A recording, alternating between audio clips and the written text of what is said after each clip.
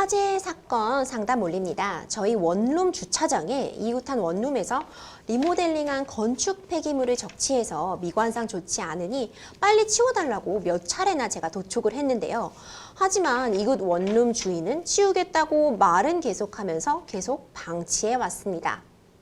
그러던 중 건축 폐기물에서 원인 불상의 화재가 일어났는데 저희 집까지 번져 창문과 외벽 일부분이 피해를 입었는데요.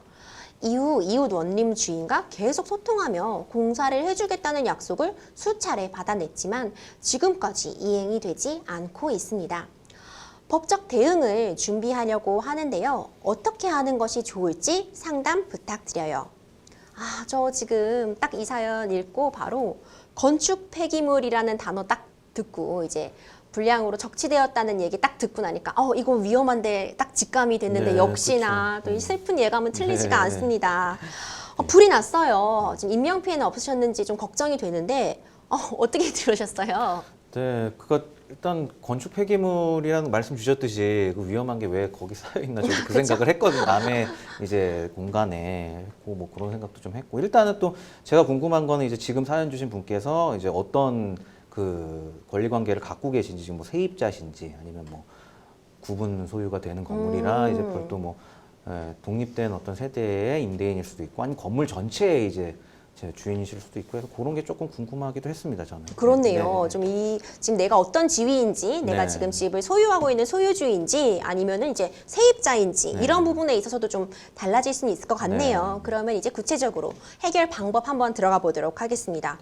결국 이런 사건에서 제일 중요한 건 뭐 피해가 있었다면 피해를 복구받는 게 가장 중요하잖아요. 네, 결국 그렇죠. 금전적으로 이거 외에도 사실 뭐 불편함이나 정신적인 피해 이런 것들이 많으시겠지만 기본적으로 손해에 대한 배상을 받아내시는 게 중요할 것 같은데 네. 배상 받으실 수 있을까요?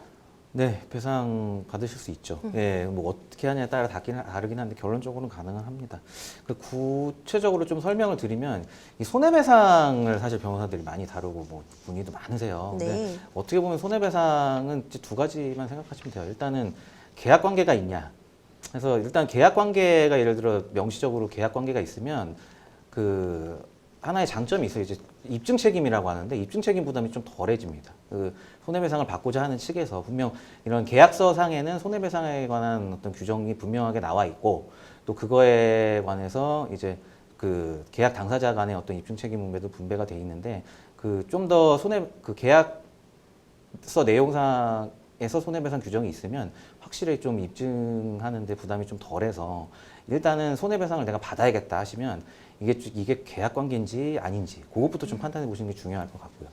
근데 이 내용을 보면 일단 어떤 계약 관계가 있기는 어렵겠죠. 어렵고요. 예, 남의 주차장에 그냥 갖다 놓은 거니까 그걸 뭐 계약적으로 권리 의무 이행은 아닌 것 같고 그럼 결국에 이제 불법 행위로 넘어가야 되거든요. 그런 불법 행위를 통해서 손해배상을 받으셔야 될 것 같은데 그럴 경우에는 우리 이제 손해배상을 받으려는 측에서 이제 요거 조금 더 입증을 많이 하셔야 돼요. 그래갖고 뭐 이쪽에서 어떤 고의나 과실이 있다 뭐 이런 거를 조금 더 자세히 입증을 한 다음에 아니면 이 상황 같은 경우에는 뭐 폐기물에서 어떤 화재가 났다 뭐 이런 것도 이런 게 주가 되겠지만 아니면 뭐 폐기물을 자체를 거기다 갖다 놓음으로 해서 뭐 또 여러 가지 불편한 게 생겼잖아요. 네. 불법적으로 갖다 놓고 해서 뭐 거기를 사용 수익도 못했을 거고 아니면 뭐 여러 가지 환경 미화 쪽으로 뭐 냄새가 날 수도 있고요. 이런 부분까지 더해서 일단 불법 행위를 통한 손해배상을 물어야 될 것 같은 사안입니다. 결국 뭐 계약 관계가 있는 것 같아 보이진 않으니 네. 계약 관계가 좀 어려워 보이니까 불법 행위에 대한 그 손해배상으로 가셔야 된다 이런 네. 말씀해 주셨죠. 그러면 일단 기본적으로 화재가 발생하긴 했는데 화재의 원인 같은 걸 밝혀내는 게 어떤 영향이 있을지 좀 궁금하거든요. 화재의 뭐 원인 같은 걸 그러면 뭐 소송을 하려는 당사자가 증명할 방법은 또 있는 건가요? 네, 굉장히 좋은 질문이라는 생각이 드는데 왜냐하면 불법 행위에서 이 인과관계가 분명해야 그렇죠. 되잖아요. 네, 이게 도대체 이 화재가 어디서 일어났는지 원인 관계를 밝히는 게 굉장히 중요해요. 실제 이런 사례도 굉장히 많습니다. 그래서 이것도 또 감정이 있어요. 사실 뭐 발화 원인 감정이라는 것도 있고 여러 가지 전문적인 감정이 있는데 이런 사안이 생기면 아까 경찰서 얘기도 나왔지만 뭐 경찰서에도 감식을 하고 소방서에도 감식을 하고 심지어 뭐 판례를 보면 뭐 국과수를 통해서 감정을 한 경우도 있고 결국에는 굉장히 과학적인 문제거든요. 그리고 이 폐기물이 결국에는 화재의 원인이 되었는지 요거를 밝히는 게 굉장히 중요하기 때문에 뭐 당연히 화재가 나서 어디가 끌렸거나 하는 그 인과관계는 어떻게 보면 상식적인 부분인 것 네. 같고 예. 정말 폐기물에서 화재가 났는지는 정확한 감정을 통해서 이제 해결하는 게 가장 중요하겠습니다.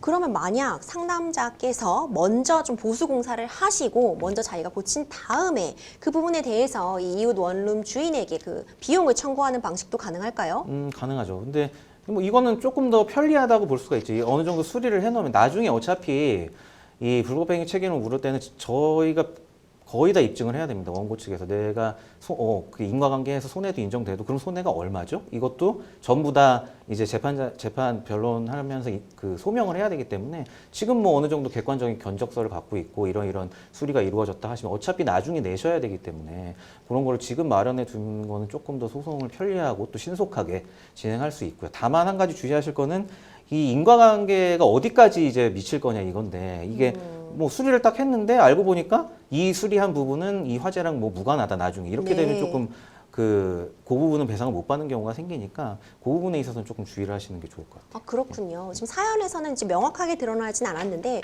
만약 그런 신체상의 피해도 입은 바가 있다면 이 부분은 대체 어떻게 하는 게 좋을까요?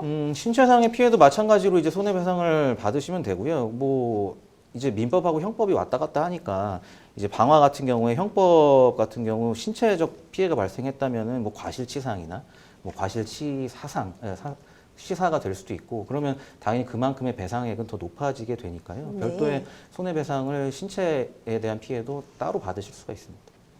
네, 결국 어쨌든 이런 피해 보신 부분에 대해서 어떤 물질적인 피해든 좀 신체적인 피해든 좀 원만하게 보상 받으실 수 있길 바랍니다.